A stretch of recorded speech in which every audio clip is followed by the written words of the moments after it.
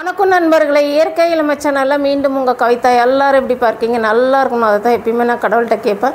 இன்றைக்கி தாமரை விதை, இங்கிலீஷில் மக்கானான்னு சொன்னாங்க. தாமரை விதையில் நம்ம சூப்பராக ஒரு வெஜிடேபிள் பிரியாணி பண்ண போகிறோம்.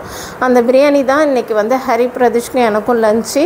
ஹரிபிரதீஷ்க்கு காலையிலே நான் பிரியாணி செஞ்சு லஞ்ச் கட்டி கொடுத்துட்டேன்ப்பா. அதே பிரியாணி ஒரு வீடியோவாக எடுத்தால் நல்லாயிருக்கும். அதனால் நான் உங்களுக்கு வீடியோ எடுத்து போட்டிருக்கேன் பாருங்கள். நான் எப்போ பிரியாணி செஞ்சாலும் எனக்கு எப்பயுமே அடியில் அடி பிடிக்காது. நான் எந்த ஒரு விஷயத்தையுமே அடி பிடிச்சி செய்கிறதோ இல்லை பால் பொங்குறதோ எனக்கு பிடிக்காது. அதனால் நான் அப்படி செய்ய மாட்டேன். பிரியாணி அண்டா நிறையா செஞ்சாலும் சரி, டபரா நிறையா செஞ்சாலும் சரி, அடியில் இந்த அளவுக்கு தான் நான் வச்சுருப்பேன். இந்த அளவுக்கு நான் கரெக்டாக செய்கிறதுக்கு முதல் விஷயம் கரெக்டான அளவு எடுத்துக்குவேன்ப்பா. அதனால் எனக்கு பிரியாணி நல்லா வரும். இன்றைக்கி நம்ம ஃபஸ்ட்டு இதை செய்ய போகிறோம் அப்படின்னா, ஒன்று வெண்ணெய் எடுத்துக்கங்க, இல்லை தேங்காய் எண்ணெய் எடுத்துக்கங்க, ரீஃபண்ட் ஆயில் எடுத்துக்கங்க, நெய் எடுத்துக்கங்க. இதை நாளில் தான் செய்யணும். வேறு எந்த எண்ணெயில் செஞ்சாலும் இந்த மக்கானா பிரியாணி அவ்வளோ டேஸ்ட்டாக இல்லை. வெண்ணெயில் செய்யும்போது ரொம்ப அருமையாக இருந்துச்சு. அதுக்கப்புறம் நெய், அதுக்கப்புறம் தான் ரீஃபண்ட் ஆயில், அதுக்கப்புறம் தேங்காய் எண்ணெய். எப்படி செய்ய உங்கள்கிட்ட என்ன எண்ணெய் இருக்கோ அதில் நீங்கள் யூஸ் பண்ணிக்கோங்க. கரெக்டாக ஒரு குழிக்கரண்டி அளவுக்கு நெய் ஊற்றிட்டேன். 3 கைப்பிடி அளவுக்கு, கையை மூடன மாரி 3 கைப்பிடி எடுத்து மக்கானா போட்டுட்டேன். ஸோ இது நல்லா எண்ணெயில் வறுக்கணும்பா. நம்ம வறுக்கும் போது நம்மளுடைய மக்கானா கொஞ்சம் சுருங்க ஆரம்பிக்கும். இது எண்ணெய் ஃபுல்லாக, அதாவது நம்ம ஊற்றின நெய்யாக இருந்தாலும் எண்ணெயாக இருந்தாலும் வெண்ணெயாக இருந்தாலும் அது ஃபுல்லாக உள்ளே இழுத்து அப்படியே சுருங்கி வறுத்து நல்லா மொறுமொறுன்னு ஆகிடும்ப்பா.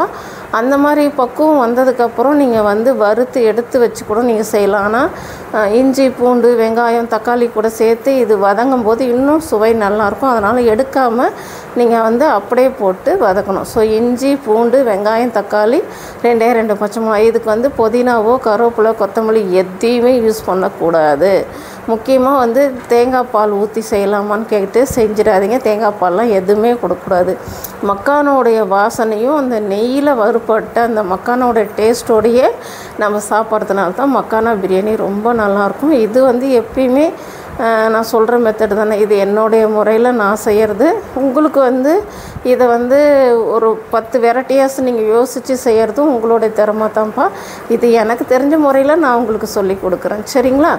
இப்போ நம்ம இதை நல்லா வதங்கினதுக்கப்புறம் நம்ம தக்காளி இஞ்சி பூண்டு 3த்தையும் ஒன்றா போட்டுக்க போகிறோம். இது நல்லா வதங்கிறதுக்கு கொஞ்சம் கல் உப்பு போட்டுக்கலாம். அப்போ தான் சீக்கிரமாக வதங்கும். நான் எப்பயுமே சொல்லுவேன் தெரியுமா உங்களுக்கு, என்னுடைய கை தான் அளவு எனக்கு அப்படின்னு சொல்லிட்டு, அந்த மாதிரி கை அளவில் நான் எடுத்து வச்சுக்கிட்டேன்ப்பா. நம்மளுடைய பிரியாணி மசாலா நான் சொல்கிறேன், இப்போயே நான் சொல்கிற விஷயம், நம்மளுடைய பிரியாணி மசாலாவில் மல்லியோ இல்லை மிளகோ ஜீரகமோ எதுவுமே இல்லாமல் நம்ம ஒரு பிரியாணிக்கு என்னென்ன பட்டை போடுமோ அத்தனை பட்டைனையும் போட்டு நல்லா வெயிலில் காய வச்சு கொஞ்சம் பொன்னிறமாக வறுத்து அதுக்கப்புறம் அரைக்கிறது தான் நம்மளுடைய பிரியாணி மசாலா. பாருங்கள், இதுவும் நான் கையளவில் ஒரு 5 விரலை சேர்த்து பிரியாணி மசாலா அல்லனா எப்படி இருக்கும் அந்த மாதிரி எடுத்துக்கிட்டேன். ரோஸ்மேரி இந்த பிரியாணிக்கு ஒரு நல்ல வாசனை கொடுக்கும். அதனால் ரோஸ்மேரி ஒரு 4லேருந்து 6 பீஸ் போட்டுக்குங்க, கரெக்டாக இருக்கும். அதுவும் இந்த நெய் வெண்ணெய் கூடையும் சரி, வெங்காயம் தக்காளி இஞ்சி பூண்டு நம்ம போட்ட பிரியாணி மசாலா மக்கானா அது கூடயே சேர்த்து நல்லா வதங்கட்டும். வதங்க தான் ரோஸ்மேரி வாசனை நல்லா வரும். நம்ம வாசனைக்குன்னு சொல்லிவிட்டு எந்தெந்த பொருள் சேர்க்குறோமோ அந்தந்த பொருளும் நம்ம வதக்கிற பக்குவத்தில் வதக்கினா ரொம்ப நல்லாயிருக்கும். இப்போ இந்த மாதிரி மக்கானா பிரியாணி செய்கிறது ஃப்ரெஷ்ஷாக தாமரை விதை கிடச்சிதுன்னா அந்த தாமரை விதையில் செய்யும்போது இன்னும் சுவை கூடுதலாக இருக்கும். இப்போ நான் ஒரு கை நிறைய முந்திரி, ஒரு 10லேருந்து 12 மிளகு போட்டிருக்கேன்ப்பா. ஸோ நான் தான் சொல்லிட்டேன், இது என்னுடைய ஸ்டைலில் நான் செய்கிற பிரியாணி. நீங்கள் பிரியாணிக்கு மிளகு நல்லாயிருக்குமா கவிதான்னு கேட்காதீங்க. கண்டிப்பாக நான் செய்கிற மெத்தடில் ஒரு வாட்டி செஞ்சு பாருங்கள். செஞ்சு பார்த்தா இதோட சுவை உங்களுக்கு கண்டிப்பாக பிடிக்கும்ப்பா. நான் மாஸ்டர் ஷெஃப்பில் சீத்தாப்பழம் ஃபிஷ் பிரியாணி பண்ணலாம் பாருங்கள். அதே மாதிரி ஒரு 1/4 டீஸ்பூன் காரம் மிளகாய் தூள். இந்த 1/4 டீஸ்பூன் கரெக்டாக இருக்குமா கவிதான்னு கேட்டால், நான் எடுத்துருக்கிறது வெறும் 200 கிராம் ரைஸ் தான் எடுத்திருக்கேன்ப்பா. 200 கிராம் அரிசி ஒரு சின்ன டம்ளர் சைஸ் வரும். எனக்கும் ஹரிபிரதீஷ்க்கும் கரெக்டாக இருக்கும். ஒரு 4 பேர் 6 பேர் இருந்தாங்கன்னா நம்ம நிறையா செய்யலாம். பட் நான் 200 கிராம் டம்ளர் நான் சொன்ன பாருங்கள், 200 கிராம் டம்ளர் இது நிறைய அரிசி எடுத்து 4 வாட்டி கழுவணும்ப்பா. ஒரு டம்ளர் அரிசிக்கு எல்லாருமே 2 டம்ளர் தண்ணி சொல்லுவாங்க. அப்படி கிடையாது. எனக்கு தெரிஞ்ச வரைக்கும் நான் செய்கிற மெத்தடில் எப்படின்னு கேட்டிங்கன்னா, 1 கிளாஸ் அரிசி எடுத்தோன்னா 1.5 கிளாஸ் தண்ணி தான் வைப்பேன். அதுதான் கரெக்டாக இருக்கும். அப்படி ரொம்ப பழைய அரிசின்னா கூட 1.25 வச்சுக்கலாமே தவிர 1க்கு 2 வைக்கவே வைக்காதீங்க. உங்கள் பிரியாணி குழன்னு ஆகிடும். உதிரியாக வராது. ஒரு அரிசியும் நமக்கு வந்து முழுசாக கிடைக்காது. அதனால் நான் காமிச்சிருக்கேன் பாருங்கள் 1.5 டம்ளர். அந்த 1.5 டம்ளர் கரெக்டாக இருக்கும். ஓகேவா? அந்த 1.5 டம்ளரே பார்த்து நான் ஊற்றுவேன். கொஞ்சம் அதிகமாக ஆயிடுச்சுன்னா என்ன செய்கிறது அப்படின்னு சொல்லிட்டு. அதனால் இப்போ நம்ம நல்லா தண்ணி கொதிச்சிச்சு. இப்போ நம்ம வந்து 4லேருந்து 5 வாட்டி கழுவிட்டு, நான் வந்து பிரியாணி செய்யும் போது தான் அரிசியை கழுவி அந்த கழுவின தண்ணியோடு அப்படியே பக்கத்தில் வச்சு அடுப்பில் வச்சுட்டு, அதுக்கப்புறம் இஞ்சி பூண்டு வெங்காயம் தக்காளி சிக்கனோ மட்டனோ இது மக்கானோ வெஜிடபிளோ எதாக இருந்தாலும் அரிசியை நான் வந்து கழுவி அந்த தண்ணியோடு ஊற வச்சு பக்கத்தில் வச்சு நான் அடுப்பு பற்ற வைப்பேன்.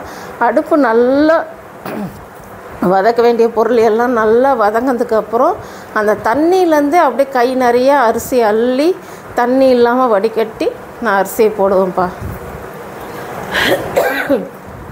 ஸோ அந்த மாதிரி நான் போட்டு பிரியாணி பாருங்கள் இது மாதிரி 4 பக்கமும் தூவி விட்டு சமப்படுத்தி.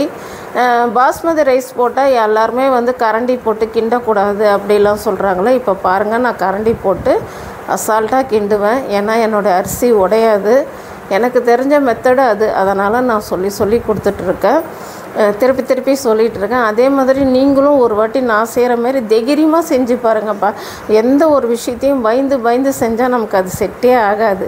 பயப்படாமல் தைரியமாக நான் சொன்ன மெத்தடில் நான் இருக்கிறேன் அப்படின்னு நினச்சி தைரியமாக செஞ்சு பாருங்களேன். ஒரு வாட்டி பிரியாணி நீங்களாம் நம்மளும் செஞ்சோம் இந்த அளவுக்கு டேஸ்ட்டாக அப்படின்ற மாதிரி உங்களுக்கே தோணும்.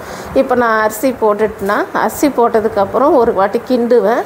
கிண்டிட்டு அதுக்கப்புறமா நான் வந்து நல்லா புளிச்ச தயிர் இருக்குது இல்லைங்களா, நேற்று உரம் ஊற்றின தயிர், அதுலேருந்து கரெக்டாக ஒரு அரை குழி கரண்டி அளவுக்கு தயிர் எடுத்துக்கிட்டேன்ப்பா. ஸோ அவ்வளோதான். நம்ம பிரியாணிக்கு தேவையான போட வேண்டிய எல்லாமே நம்ம போட்டாச்சு. இப்போ வந்து காரம் மட்டும் பார்த்துட்டு விசில் போட்டால் போதும். ஸோ நம்ம காரம் கரெக்டாக இருந்தது, விசிலும் போட்டாச்சு. ஒரே ஒரு விசில் வந்துச்சுப்பா போதும். நம்மளுடைய மக்கானா பிரியாணி சூப்பராக ரெடி ஆகிடுச்சு பாருங்கள். நல்ல வாசனையாக கமன்னு ஒரு அரிசி கூட உடஞ்சே இருக்காது. நீங்கள் பாருங்கள், பார்த்திங்கனாவே உங்களுக்கே தெரியும். ஏன்னா நான் வந்து செய்கிற மெத்தடு, ஏன்னா மாஸ்டர் ஷெஃப்பில் அவங்க சொன்னாங்களே நல்லா குக் பண்ணியிருக்கீங்கன்னு சொல்லிட்டு, இதுதான் என்னோடய மெத்தடு, என்னோடய பிரியாணி. நீங்கள் வந்து மக்கானாவில் வந்து பிரியாணி செஞ்சால் நல்லாயிருக்குமான்னு யோசிக்காமல் ஒரு வாட்டி எனக்கோசம் தைரியமாக செஞ்சு பார்த்துட்டு எப்படி இருந்ததுன்னு கமெண்ட்ஸ் பண்ணுங்கள், லைக் பண்ணுங்கள், ஷேர் பண்ணுங்கள். ஹரி பிரதேஷ் ரொம்ப நல்லா இருக்குன்னு சொன்னான். ஸோ நீங்களும் ஒரு வாட்டி ட்ரை பண்ணி பார்த்துட்டு எப்படி இருந்ததுன்னு எனக்கு கமெண்ட்ஸ் பண்ணுங்கள், லைக் பண்ணுங்கள், ஷேர் பண்ணுங்கள். முக்கியமாக என் சேனலை சப்ஸ்கிரைப் பண்ணுங்கள். நான் பேசின விஷயத்தை எல்லாமே பொறுமையாக கேட்டதுக்கு ரொம்ப நன்றிப்பா.